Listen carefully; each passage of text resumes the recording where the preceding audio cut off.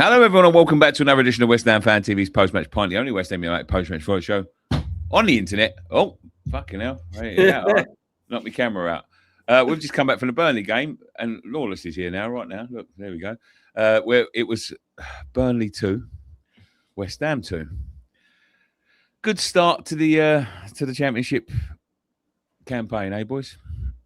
Yeah, it wasn't great, was it? I mean, 2-0 up with 10 minutes to go. You know, we should be seeing that out.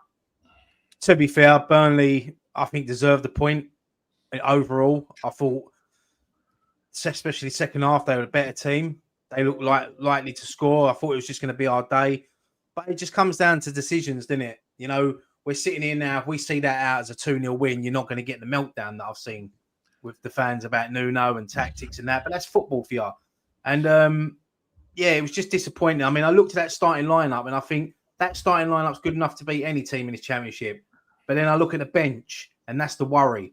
And that is where there's still loads of work to do. So this point could be the biggest blessing in disguise because Nuno come out after and he made a point that we need more players. And if we would have won on Sunday, beat Charlton convincingly on Saturday, they might not want to spend. They might think, yeah, we've got enough. So it could be a blessing. But look, it is disappointing. But look, we played a team that come down with us. You know, they're one of the favourites to go back up. So to get a point at their place opening day, there's still 45 games to go.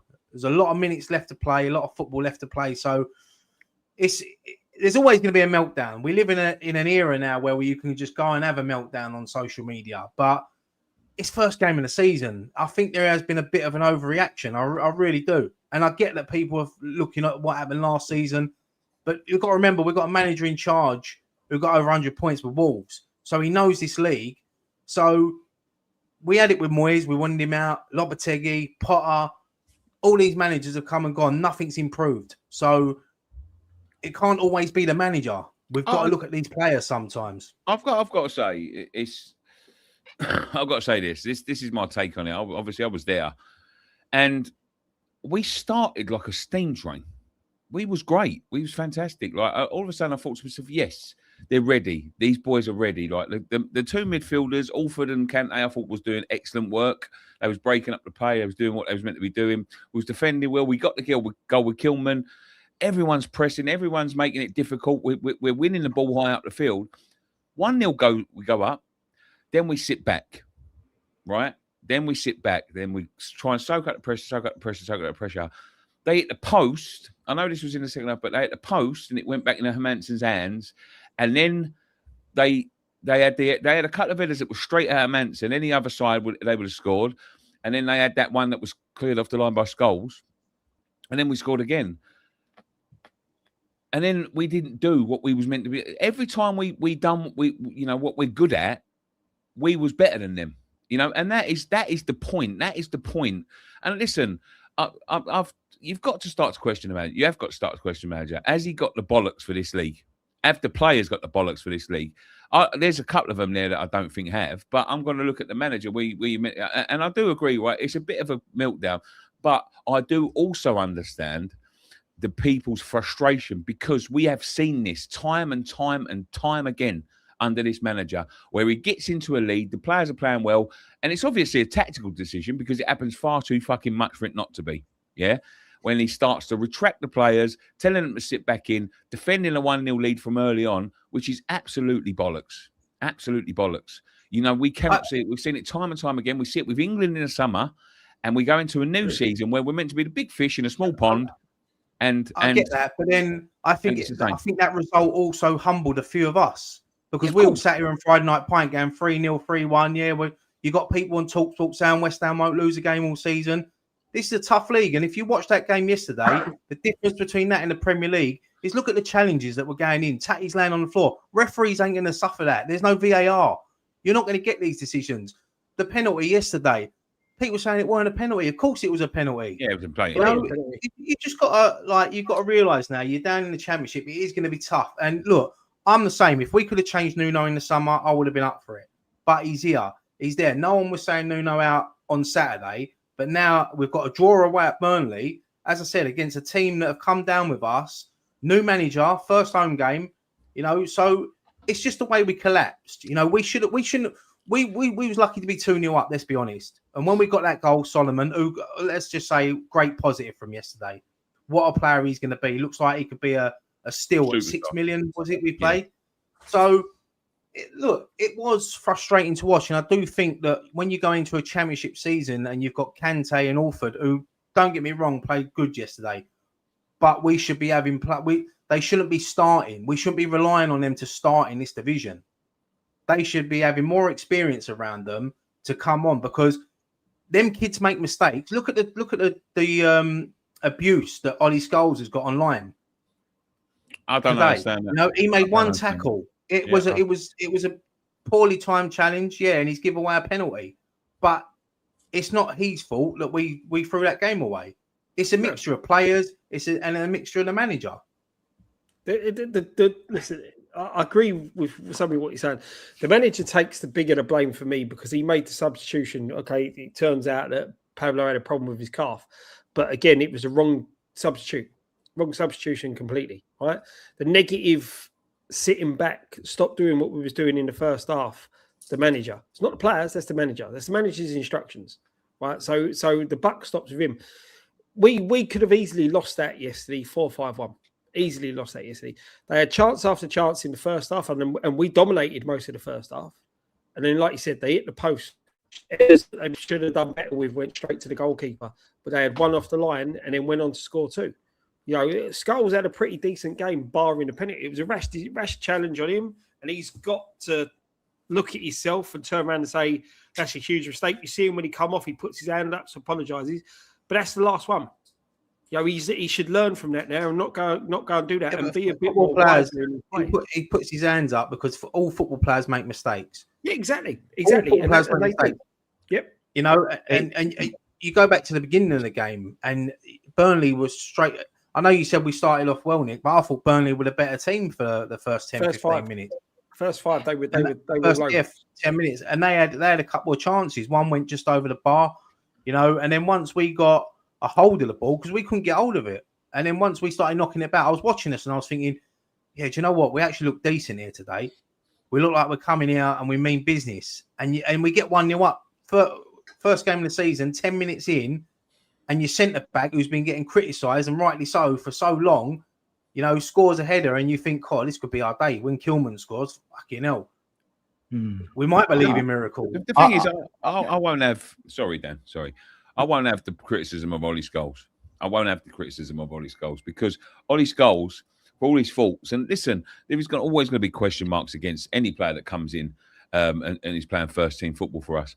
But for you know, when you've got a kid out there, plying his trade, learning his trade, and you've got the likes of Edson Alvarez, who, by all accounts and purposes, would refuse to fucking play again because he wants to see what's going on with a fucking move. You've got the likes of Diouf, who obviously don't want to fucking be here. Tadibo, Fulkrug, and Aaron Wan-Bissaka. There's 5 of them sitting there that don't want to fucking be here, right? The last person I'm going to fucking criticise is the boy that fucking wants to put on that fucking shirt and go out and play. Because that, you know, how can you sit there? You know, I'm sure that he would have been working Alvarez into that midfield on Saturday. All of a sudden, he's not available. You know, I do understand, right? But when you're starting to criticise, yes, it was a fucking rash challenge. Yes, he was a bit over the top to go in like that. But he's a kid. He's a kid that's learning his game. You know what I mean? Listen, there's a midfielder playing for Arsenal right now, probably one of the best in the fucking world. The amount of times we sat here and said about the mistakes he made when he was that fucking age was a lot. Kids don't learn by fucking keep on having perfect games. They learn by making mistakes. But don't fucking slag him off when there's fucking 5 of them sitting there that won't even fucking pull the fucking shirt back on, even though they're getting paid fucking well. So I'm not having that. Mistakes are going to happen when your back's against the wall, letting the team have all the ball, inviting them on, and you having to. And eventually, you know, you're going to make a rash challenge or lose concentration. If it weren't for him, it would have went 1-1 when he cleared that off the line. So to sit here and blame him, I think is poor. I think Nuno deserves criticism. He's the high.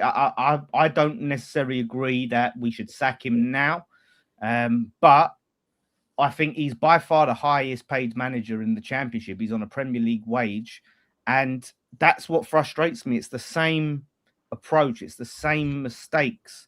And even the first half, we had more of the ball in the first half, but I don't remember peppering their goal. I don't remember forcing saves from their keeper in the first half.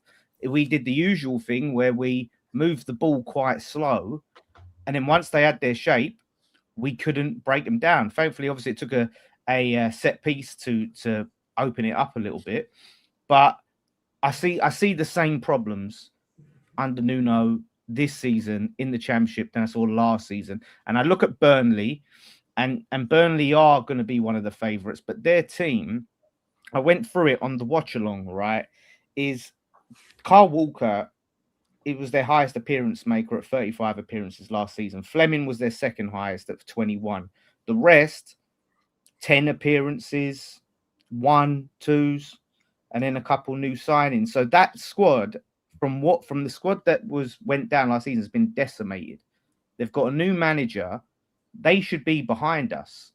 And I just think it's another case of just throwing it away and not being able to see a game out because you're trying too hard to see the game out. It's the Nuno way, and he's got to learn. And I said on a video earlier, give him all the players he can have, right? Throw the money at him, and then no more excuses, no hiding. Get Engels in. It looks like Thingy's off, Parrot's off, but we're getting in Pirro. So he gets Pirro. Give him some players.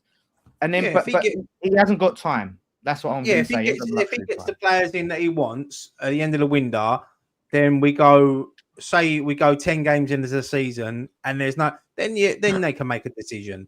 But to 10 do it games, after I would say this, right? When you're trying to go for automatic promotion, 10 games is a lot. I know we've got 45 to go, but say we're quite a few points off, mid-table, and we're off the top. Because listen, I'm not interested in the playoffs. That's a safety net, but we have to go for automatic. That could be devastating. But the thing is, people were talking about Wolves as one of the favourites, and they drew 2-2 at home. But no one, I didn't see their fans having a big meltdown. I don't know. I was speaking to my mate earlier, little Dan, who's a Wolves fan. He's worried. They're worried looking at their squad. But this is opening game. Like, this is like any season. It's like we got to give it at least 3 or 4, 5 games. And then just to see, because if we go out and beat Charlton 4 or 5-0 on Saturday, I guarantee it'll be a different atmosphere. That's the thing with football. You're only as good as your last game. That's the thing with West Ham. I think they will, because the parts we did look good. We look fucking good, to be quite honest. We pressed well. We got the quality there. We see it last week.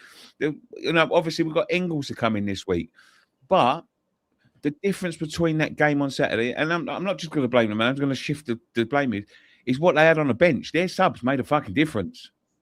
I look at our bench and there's nobody there. Nobody. But managers do that. Go on, right? Sorry. No, I was going to say managers do that, don't they? They put out a weak bench just to show the board. That's why Nuno come out, and it's the first thing he said after. He said, we need more. So you've got to back the manager. If they want to get back in the Premier League, they've got to give him the tools. And Nuno, when he gets the tools, he's got to use them right.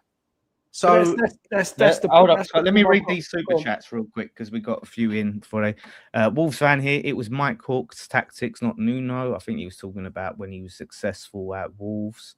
A point away to recent PL Giant. That's a Giant's doing a lot of work there. Be optimistic, please. Fair enough. Forever Todd, 499 super chat. Thank you very much, mate. Lads, we need to play 4-2-3-1 with a midfield destroyer, proper CDM. Also, lads, thank you for all the great work. Come on, you Irons. Sorry, thank you, everyone, for the super chats. What was you going to say, Scott? Sorry, man. No, this is a thing, right? You summed it up well, and what you were saying is the Nuno uses the players correctly. That's not what he's doing. Okay, Pablo picked up a knock and needed to come off. In what planet do you then decide to play James Ward-Prowse right midfield? Let's be all the players you've got there, whether you've got youngsters on the bench or not. Right, where you've got a youngster who's a talented youngster who plays as a striker, who had a great season last season for the under-21s. You've took off a striker, you've kept the same shape and the same system, but put an aging centre midfielder at right midfield, and then expect to get a tune out of it. You know, you said there having a bit of Nicky said having a bit of experience in the midfield with the two young lads. Why not move Ward-Prowse into the midfield with the two young lads and change to a 4-3-3? Or a lot of the threat was coming down on our right hand side through Bowen and that, and he just took it. And this is it. The problem for me is we saw this last season with Nuno, and we're seeing it again. Whether we've got the squad or not, we haven't got the squad. We know we've got the squad. They knew these players didn't want to be at this football club all through the summer. They knew that. They should have looked to shift them on much, much sooner. You know, the thing that worries me now is who's actually doing our transfer business, because it doesn't. Selling players seems to be all right, and the players that were wanted, but why are we not getting the ones out the door that don't want to be here? Thing is, though, two of them players, Scott, only come back from the World Cup a couple of weeks. So Alvarez and Diouf. And to be fair, you say about Diouf, at least he was on the bench yesterday. Yeah, you know, I agree. When you made that substitution at half time, maybe bringing Diouf would have been a better fucking option and just move someone over. You know, because Bowen could have played a little bit deeper, but. I don't know. Look, we're not managers. We can see things, but managers see things differently, didn't he? But you know, not every fan's wrong. We know that, but it's at the end of the day, the only person that's going to suffer it is Nuno. So unless he starts like picking up performances, as much as results, it's performances. Because we got results under David Moyes. We was flying high in Europe, but it still wasn't good enough for some fans because of performances. We want to see performances. Yeah, we've got relegated now, and I just thought this would be the season where, if any time we could see these performances and enjoy watching, be entertained by watching, it'd be this season. This season when we're supposed to be the big fish in the league, you know, and that's what I was hoping. And maybe once we get some more of these signings in, but like I said, I do question the transfer business and how sort of slow we are. Yes, we're getting value. You know, Engels, we got a price cheaper than what they wanted, but Pirro clearly wasn't an option, wasn't one of the main options, because we've gone off Parrott, right? We didn't want to pay what they wanted, and now we've gone for a different option in Pirro. Now, Pirro done really well for Leeds in the Championship, partnering with Solomon, right? They had a good partnership, so I see a positivity there. And well with Swansea as well, mate. I'm sure he was Swansea's top goal scorer. Yeah, I mean, he's one of these, like, he's going to be useless when we get promoted. We know that, but. It depends if it's a loan, whatever. But my thing is, if we was going for Parrott, right, who is probably a much better Pablo in terms of he runs a lot, you know, he's relentless, but he's actually can score goals. If we're going for that type of keeper, that striker, that profile, why have we just pivoted to completely a different profile? Unless we're going to get Pirro and then another one of the similar profile to Parrott. Shout out to Scott for the £5 super chat, €5. As a Spurs, I hope you go straight back up and Arsenal get relegated. Me too, mate. Cheers. Sorry, Scott. But that's it. No, this is what I'm saying, mate. I don't understand the hate that Pirro's getting. You know, the guy's a proven championship player, and this is what we turned around and said when we were talking yesterday. You know, we need proven championship players. We don't need Premier League level players because we're not in the Premier League. We've got a crop of Premier League proven players in the Bowens, the Součeks, players like that, who are going to be absolutely brilliant to have going into this season and this season to get us up. But we need hardened championship players. We knew this in the summer. We should have started working on it in the summer and got squad fillers, because that's what we need. Championship squad fillers. Because we don't need to pay top dollar for him, Scott, though. And that's what I'm saying, the price. So if you're paying for someone just for this season and then you're paying top money, we know we've got a limited budget. So if we're getting these squad fillers, you can't be paying serious money. Like 15 mil, I look at for Pirro, who I think will score goals. Yeah. If we're playing obligation and we laid it off, okay, maybe you take it. But we really got to look at what we're spending for these sorts of players, you know, if they are just good for the Championship. But 50 million nowadays, mate, is a Championship level player. Let's be honest. With the amount of money we just broke the transfer record, didn't we, for 25 mil? So yeah, that's probably an average. But do you know what? I'm going to say this, right? Because yes, there's a meltdown, and yes, it's frustrating, and yes, it's fucking horrible when you're there and you see it, and we probably could have lost it, but let's turn it around a little bit, right? Let me say this. If this was 10 games into the Championship season, yeah, and we'd won 8, right, and we were sitting near the top of the league, and you go away to Burnley and you draw 2-2, you'd all say it was a good result. No, but I said this yesterday, Nick. The thing is, there's teams that are going to go to Burnley and get nothing out of them. You know, Burnley are another side like us who have come down. You know, they're well equipped. They're used to this league as well. Some of the players they've got in there. It's going to be a tough place to go. But the point ain't the end of the world. It's the way. It's just the way we compete. It's the same. Bournemouth, going to Bournemouth and getting a point isn't bad. But cruising like we were, taking off a striker and then going super defensive and throwing the game. Isn't it? It's the manner, I know. I understand it's the manner. We was on top. Well, even when we went 2-0 up, you know, you thought to yourself, right, let's just see this game out now. And if anything, we was probably going to go on and get a third.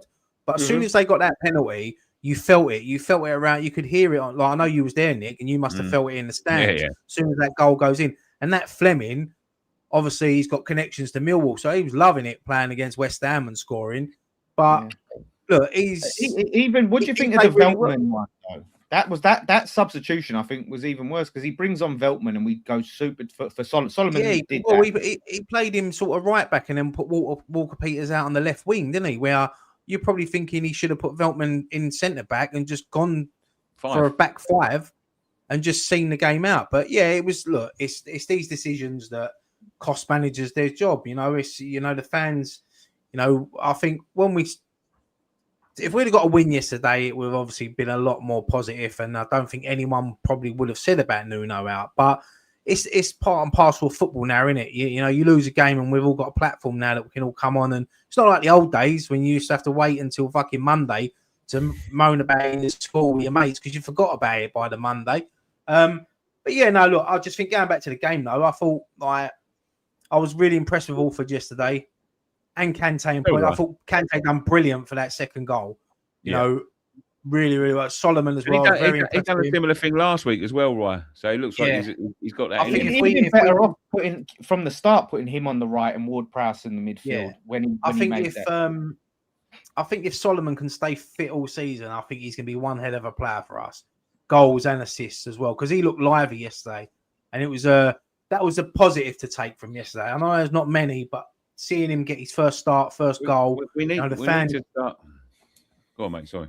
No, I was to say the fans took to him straight away. You know, I know there's been a little controversy over him when he signed, but it's what we need. You know, it'll get us goals. And Bowen for me yesterday as well. I don't think he had the greatest of games, but he'll find his feet in the championship and he'll start scoring again. He worked hard. He does work hard. And the thing about what we have to learn. And we have to start it again. Slow, tepid football at times, right? And there's times when Solomon is the man you want to get the ball to. Yeah, you could see it early doors. He's the one that wants to twist and turn and make things happen. And I could see it like the defenders. He's making himself open in the middle to receive that ball. Yeah, and the defenders are looking nowhere near him. And all they're doing is looking for the same fucking ball over and over again. There's not one of them that wanted to trust it. I don't know whether it's a trust issue with the centre backs. I don't know whether it's just drilled into them. But they've got to start to learn to be playing into feet and letting people like him turn on the ball and run at defenders, because there's no good just keep on pinging it out to the fucking wings every time, because half the fucking time it doesn't work. 25% of the time it don't reach them. You know, so I was to say, thing is as well, mate, is like with Solomon, there was a couple of times where he had 4 or 5 players around him and he's just taking it past them. Fans love that. Fans love to see players do that, and it gets you excited and you want him to get the ball. You know, we've seen players like that down the years, but if we can have someone like him in the championship who done brilliant for Leeds in the championship, so he's used to this league, you know, he could be one saying he's their best player in pre-season, right? Yeah, so you know, for 6 million, he could be an absolute steal. You know, so that was a huge positive. I think another positive was Alford and Kante getting their first starts in the league. Just looked so calm and composed to me throughout the game. He looked like he'd been playing there for a long time, so he was good. One thing I'm worried about is Tatty. I don't know. Just about to say that. Yeah, Tatty, because I look at him and he did really well with the goals last week. But I don't know whether he's really up for the fight. I don't know if he's really interested. And he's going to be, and we go Preston away and games like that. If he's going to be up for it, I think he'll be up for it. I think he'll be up for it, mate. The only thing that worries me is that he's not going to get the fouls that he did in the Premier League. That referee yesterday, I thought was decent. The way he let play go on, you know, he didn't just blow up every look. That would have been a Premier League game yesterday. We'd have had 15, 20 minutes added on. But some of them fouls, he was just saying, do you know what? It's a 50-50. Just get up. Tatty rolling around, holding his head, looking for free kick. And then he loses his head and he does that challenge on Kyle Walker, you know, which could have been serious harm to Kyle Walker the way he landed on his back. But he wasn't even looking at the ball. You know, people He'll get some red this season if he stays. Yeah, people caned Harry Kane for doing that throughout his career. And he done it yesterday. But that's because he's getting frustrated because he's not getting the fouls. He's just got to carry on and play his game because Tatty on form would score 15 to 20 goals in this league. But what worries me is Mr. David Moyes being there yesterday. And I know that they are sort of linked with Tatty. So it wouldn't surprise me if Tatty leaves in this window. Right, he's linked with Leeds as well. And obviously we're signing Pirro from Leeds. He's linked with him. So yeah, the thing is, if Tatty goes out the door, then they've got to throw the money at Parrott. Let's be honest, because there is no one else out there who's going to be available. I never thought throw the money at Parrott. Yeah. But you know what I mean? That's the thing. That you know, that's been dragging on, and we seem to be doing David Sullivan tactics with that transfer. So if it is Tatty's going to go, then throw the money, because at the end of the day, we need a replacement. I think, like someone just said there about the lead striker, there it's a loan. It's a loan with an obligation to buy. Yeah. So if we do loan him, we have to buy him. So it's basically like you're getting him on some sort of Klarna deal, isn't it? Buy now, pay later.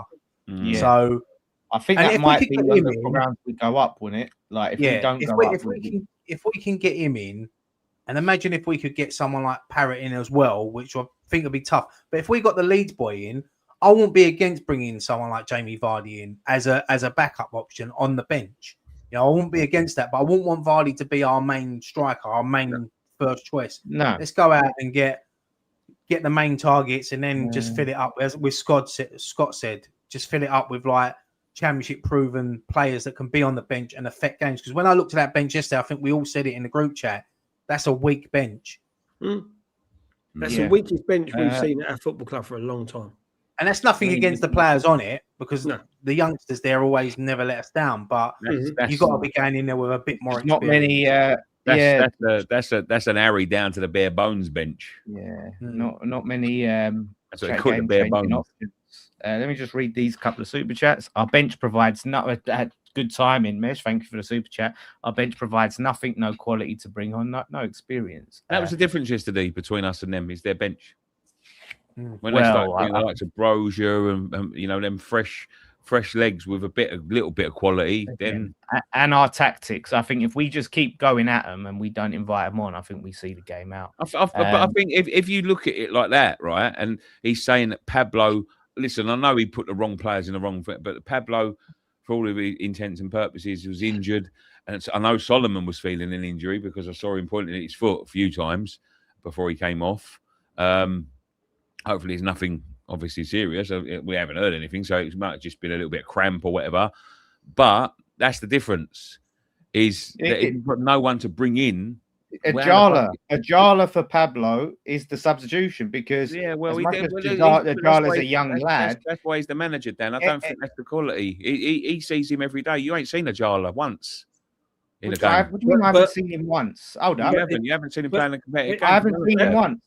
That doesn't matter. The point is you're playing a player that plays in that position. You're not putting a square I around. understand what you're saying, but you've got to understand these people work with these people every day. You ain't seen him in a competitive game. No one's seen him in a competitive game. You can say that about anyone, Nick. Any time you're saying why? I know. I'm just saying. I'm just playing devil's advocate. But I'm going to play devil's advocate on that, Nick. Is that Nuno worked with Kilman every single day and still wanted to play him? Well, it's the same thing. He's the manager. You was asking where James Ward-Prowse was last season. He sees him every day. Like you can make that argument. Do you know what I would have done? I'll tell you what I would have done. I wouldn't have put Ward-Prowse there. I would have put Diouf on and put him on the left wing. But he sees Ward-Prowse every day and he sees Diouf. You can make that argument for anything. Yeah, but I'm not making that argument about anything. I'm making that argument about one player. You're saying one player, and I'm saying he works every day, and no one's seen him in a competitive game. The argument that you're making, you can make about anyone. That's what I'm saying. All right, mate. Pam, I don't know how to pronounce this. $4.99 super chat. Evening, lads. Interested to know your thoughts on the Solomon chance. I know it's a touchy area. Personally, I disagree with it. Keep politics out. Keep politics out. That's all I say. Keep politics out of anything. Yeah. Keep politics out of politics. Yeah. Politics out. Yeah. So, yeah, it's disappointing. It's all around disappointing. But like I say, it's how we bounce back. And we have to put a marker down. We're at home. And so this is the thing now, right? Now we're at home. We've got to be on the front foot at home.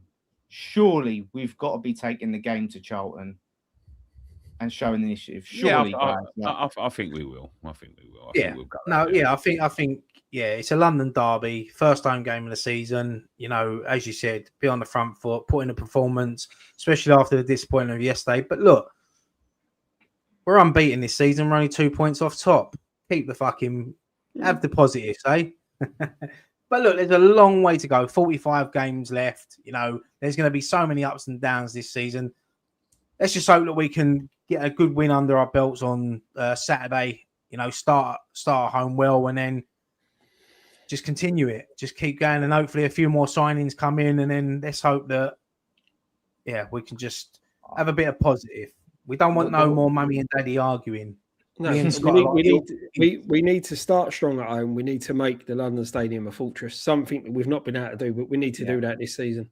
We've also got to remember that London Stadium is a cup final for every team that comes there this season. So every game is going to be so tough. So if we just it needs to be a cup final for us as well, then that's what I was going to say. We need to treat it as more as a cup final than what they do. To be fair, in the position we are, we should be treating every fucking game like it's a cup final. Because we need to be winning them games and getting back to that fucking league. Fuck this league off.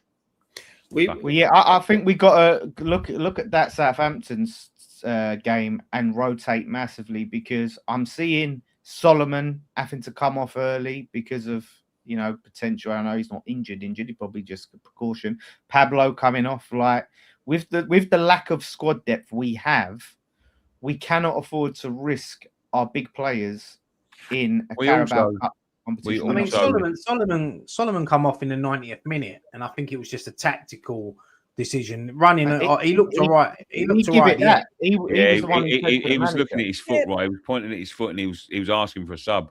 But it could be cramp. It could be. I think it was cramp.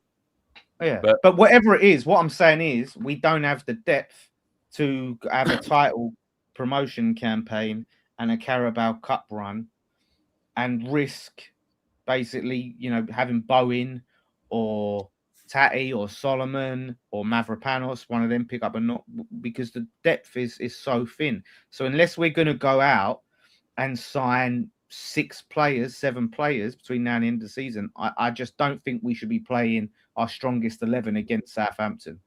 To be honest with you, we're not going to win the Carabao. I know it's not popular to say that, and we got to go every game, and we love a cup run. We want to win the cups. I just want us to be realistic, and if we ask ourselves realistically, does anyone think we have a chance of winning a domestic trophy this season? No, I think I think Dan, what you're looking at, I think for that game, I know we touched on it yesterday, but for that game, you've got to be looking at giving the under 21s a run out with a couple of senior players in there. Yeah, that's how you got to look at it. Just have a backbone of senior players and give the youth a go. Because Southampton are going to rotate more than likely anyway, because they're in a similar position. Their main aim for this season is to try and get out of the Championship, so they're probably not going to want it. So, give some of these players that have been on the bench, like Golan Bekis, Ajala, a run out alongside some of the more experienced players. That's the time to give Ajala a start. Yeah. Because you've got to get him, I know we just had an argument, but you've got to get him playing competitive football, because if that's what we've got, that's what we've got. Yeah. It isn't smart to be playing him in league games when you don't have a fucking clue. Give him the cup games. But the thing is with someone like, if you have him on the bench, if he allows you to, and look, we all know Pablo's fucking shit, right? He's shit. How much worse could Ajala do than Pablo? Let's be realistic, mate. Pablo was working his ass off. He works. That's what I'm saying. He works, I'm saying he works. He's not. But you can put Mo Farah on and he'll run around. He will work his arse off for that team. Yeah, And the thing is, I would work my arse off for the team. But we look more threatening with him in the side than we did with him not in it. Thank you, Scott. Yeah, but that's what I'm saying, Scott, because of the way we were playing. You had someone. So if you have someone that just comes on and does the same role, and you fill in the role, and you give I totally agree. Who's actually better on the ball. When something's working, you don't then change. So okay, if he was injured, that's great. You've got to make that change, but then you don't tinker with anything else. Yeah, do you know what I just mean? go right. He's doing this. I'll be honest. I don't think Pablo was injured. I think he was poor first half. Look, he can all run around. He's a footballer at the end of the day. He's been brought in to score goals. He's been brought in to create goals, and he doesn't do them. He doesn't do that. We can all run about. We can all look good. We can all try. We can all run about, right? But there's a lot of people there that fucking don't. He don't bring anything. He don't bring anything to this team. He never has. Yeah. I hope he can change. I hope he gets a one lucky goal going and it changes his fortunes. But from what I've seen of him, he's not cut out. He's not cut out for English football. And I think we just sort of have to accept it. He's not great. There's a reason why that team sold him. They paid 200 grand for him and they earned £20 million profit with him. I don't know what. They saw us coming. I mean, yeah, that's what I'm saying. I mean, look, I want him to do well. Of course I do. Anyone that pulls on that shirt, I want him to play well for West Ham. But sometimes you've got to look at it and think, how many games has he played? If you broke it down, I think someone put something up the other day that in 26, 27 games he's played, he's had 2 shots on target. Yeah. I respect the effort, and I will always respect the effort. But we have to be realistic. When someone's not good, they're not good. Every time he touches the ball, he just looks uncomfortable. And that's what he's not a good footballer. But again, the same as Ollie Scholes. I won't sit here and slate a footballer that wants to play for this football club because we've got 5, 6, 7 sitting there that don't fucking want to play there. I think we could criticise them if they're good. Of course you can criticise them. You've criticised like Haller and all them type of players before. And I'd have a half-fit Haller over Pablo. Fucking, I'd have fucking Haller there over Pablo, but I'm just saying, like, all these players, in terms of talent, but there's at this precise moment in time, he's the one pulling on that fucking shirt and giving his all for the fucking. I'm sure Jala wants to be good enough. It probably ain't good enough. Jala wants to play, and there's no way anyone can tell me. Keep on bringing the one fucking kid's name into it for. We're not talking about a Jala. But we was talking. You're saying about. You care because he wants to play for the football club, and you were saying you wouldn't have brought Ajala on over Pablo. But no, I didn't say that. Well. What I said is we don't know what Ajala's like. We've never seen Ajala in a competitive game. We're not the manager. We haven't seen him. So we've seen enough to know he's better on the ball. But right? he's got his. What I'm saying is he's got his opinions. That's what I'm saying. Yeah, we've seen enough of Pablo. We've seen enough of Pablo to now to sit there and because you're going to get these fans that are always going to back him. As soon as he scores one goal, they'll be like, "Told you." That's it now. He hasn't produced anything. Even the assist he got in the Portsmouth game last week. It's only because he fell over. He went to shoot, fell over, and it fell to Bowen. He lost the ball. Yeah. Look, as I said, mate. I want it to work out for him, and if he can find some bit of form this season. Then I hope, but I can't have him. I really can't. I don't see how anyone can look at him and think he's good enough to play in the Premier League or the Championship. He's not a champion. I think he'd struggle in League One, if I'm honest. Yeah. I think that's a fair assessment. Shout out to Hayden Smith for the £5 super chat. Thank you very much, mate. Daniel Kretinsky is asset stripping. Look at what he did at Argos before he sold it. West Ham is just caught in a transaction, parachute payment plus sales, and we're broke. I will say that all I'll say about Kretinsky is I'm frustrated. I'm frustrated at how we're going about the window. I think we need to be quicker, more decisive, and he needs to start putting some money in my opinion. But I don't have all the information behind the scenes and what's going on. But I'm frustrated. 199 super chat from Cass. Skulls was crying with hands up after. Did you see? I saw it. I felt for the lad. I really felt for him. That's what I'm saying. And this is why some people are just so harsh on players like that because You know, they're honest mistakes. They're honest mistakes. I'm not going to sit. Whoever sits there and fucking canes a geezer for making an honest mistake is fucking bad. He's a bad person. He's a young lad. You know, you look at someone if they're, you know, a seasoned professional. Even then, you think, oh, mistakes happen. But it's a young lad. Like, you got to cut him some slack. And he had a good game. And I said he cleared that one off the line, which was massive. Because I think we go on to lose that game if that goal goes in, to be honest with you. Yeah, so yeah, I think definitely. he deserves a lot of credit. He done well getting forward as well yesterday. Yeah. Fulkrug's gone on loan, by the way. Speaking of transfers, Fulkrug's gone on loan to Werder Bremen. It's just like it's a loan with no obligation, no nothing. And I told you the other day, I see him walking out with a fucking suitcase. Yeah. Well, I saw him walking out with a suitcase, and I saw Wan-Bissaka with a suitcase. One of the all-time worst signings we have ever made. Like, no two ways about it. It's got to be up there for the money we paid, for how much he's played, the impact he's had, the goals he's scored, the fact that we can't get rid of the fucker. He's got to be up there as one of the worst. I think he's worse than Allaire. He's my number one now. Allaire was your number one. For the money we paid for what we got back, yeah, he was up there. We got back some goals though, and some sexy goals, mate. Couple. Some sexy goals. Not enough. From Allaire. But Fulkrug, I don't know whether he maybe is the worst of all time. I can't say off the top of my head, but he is up there. Mido's got to be up there. Mido's got to be up there. We've made some. McCarthy's got to be up there. But we're just never good. I don't think we're paying, because I think he's taken a wage cut to make the move happen. So I think we've at least cleared his wages off the books. But mate, we're never getting rid of this guy until his contract run. When does his contract run out? Let me see. Well, he only signed last summer, so he's probably got like a 5-year deal, isn't he? We're going to be loaning this fucker out until 2028. 2028. It's same as Cornet, like, and you know, we just make some terrible decisions. But look, one player we haven't really mentioned that I thought had a really good game yesterday was Walker Peters. Thought he played really well yesterday, up and down, you know, putting in the tackles, getting back. You know, he's making that position his own now, and he hasn't got much competition. But I think he'll be a big player for us this season. I really do. Yeah, I liked him.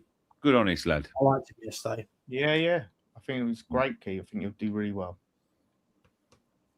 You know, so shout out to Walker Peters. But we go on to the next one, lads. Yeah. Got to win it. Listen, at the end of the day, it's not the fucking end of the world. We didn't lose.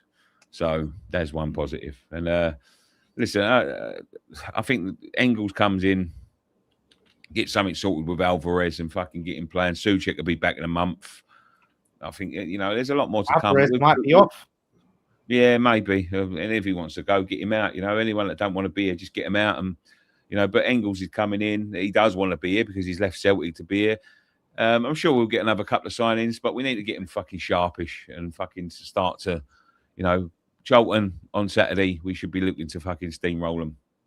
Simple as that. And if we go into that game with the same attitude that we go into this game, then there should be questions asked about the manager. But we'll see what happens. Like, you know, at the end of the day, they are, for all intents and purposes, one of the top teams in the Championship, Burnley. So there we go. Right. Thank you very much for joining us on this edition of West Ham Fan TV's Post-Match Pint. There were £15 football jerseys on okjersey.com. And if you use the code Nicky10, you'll get 10% off them. And thank you for them to sponsoring this video. We'll be back all during the week on the build-up to the Charlton game. The season has started, so don't go anywhere. Thank you very much for watching. One thing left for us to say. Come on, you Irons.